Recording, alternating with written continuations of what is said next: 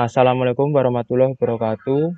Selamat pagi teman-teman semua. Perkenalkan, nama saya Yoga Pratama Vansdanu dengan NIM B100180379, Program Studi Manajemen Fakultas Ekonomi dan Bisnis Universitas Muhammadiyah Surakarta. Di sini saya akan menjelaskan tentang meregresikan data menggunakan SPSS dengan menggunakan metode analisis regresi linier berganda.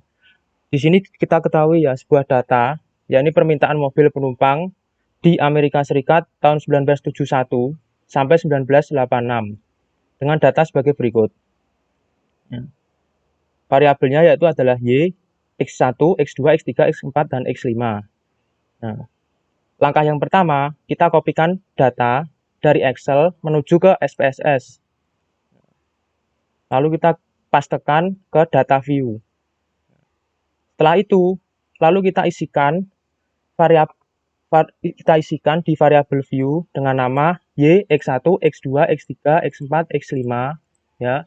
Tipenya numerik semua dan width-nya 888, desimalnya 2. Ini otomatis ya. Lalu labelnya Y itu sebagai mobil penumpang baru terjual, X1 sebagai indeks harga konsumen, X2 sebagai indeks harga konsumen semua item, semua konsumen, X3 sebagai personal disposable income, X4 tingkat bunga, persen, dan kertas pembiayaan. X5 tenaga kerja sipil yang dipekerjakan. Nah, setelah itu untuk measure-nya kita isi scale semua. Lalu untuk meregresikannya kita klik menu Analyze, Regression Linear.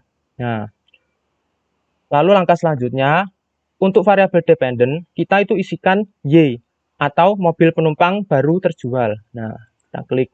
Untuk variabel independennya kita masukkan ya X1, X2, X3, X4, dan X5. Nah, setelah itu kita masuk ke statistik.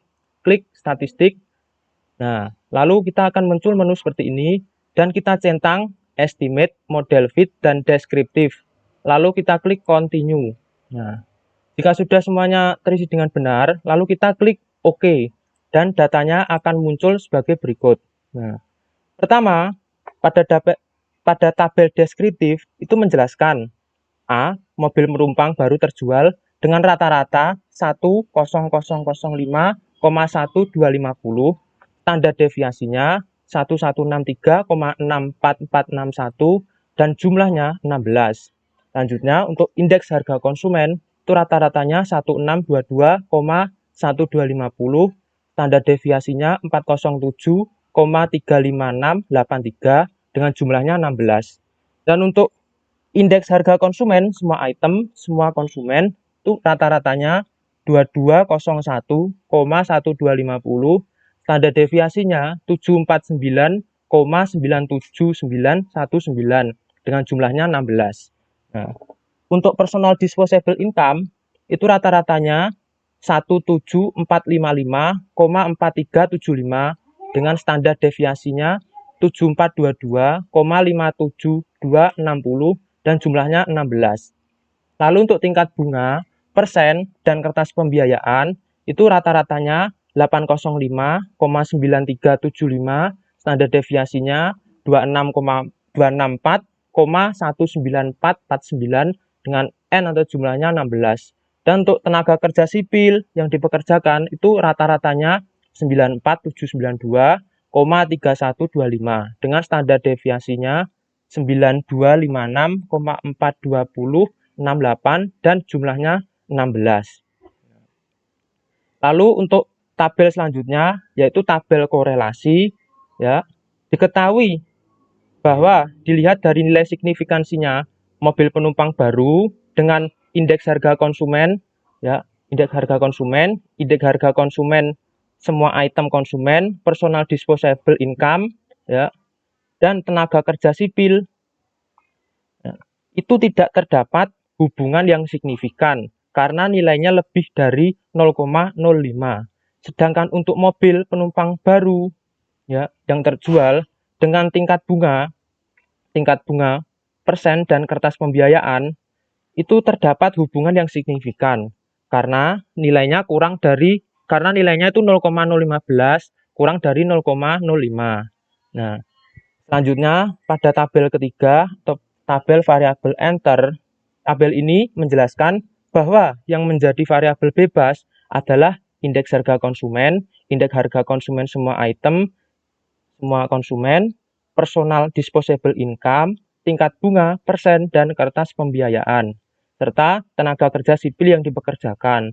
Sedangkan untuk variabel terikatnya adalah mobil penumpang baru terjual.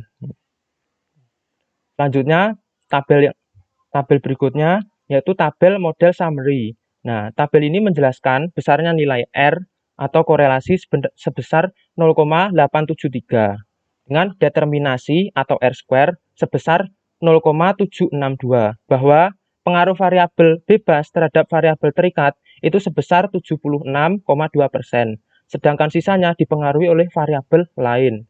Selanjutnya, pada tabel ANOVA itu terlihat nilai F hitung ya atau nilai F hitung itu sebesar 6,4 dengan probabilitas signifikansi 0,006 kurang dari 0,05, maka model regresinya dapat digunakan atau dipakai. Selanjutnya, tabel koefisien.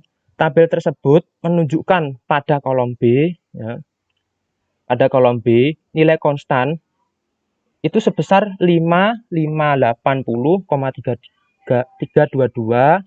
Lalu untuk indeks harga konsumen sebesar 5,227, indeks harga konsumen semua item, semua konsumen negatif 11,460, personal disposable income itu 0,773, tingkat bunga persen dan bunga pembiayaan itu negatif 0,919 ya. Dan tenaga sipil yang dipekerjakan itu 0,089. Nah, sehingga dapat diketahui persamaan regresinya yakni Y sama dengan 5580,322 plus 52,268 sebagai X1 negatif 114,597 X2 plus 7,732 X3 negatif 91,896 X4 plus 0,089 X5. Nah, koefisien B ini dinamakan koefisien arah regresi dan menyatakan perubahan rata-rata variabel X dan Y untuk setiap perubahan variabel X sebesar satu satuan. Nah, perubahan ini merupakan pertambahan bila B ini bertanda positif dan penurunan bila B ini bertanda negatif.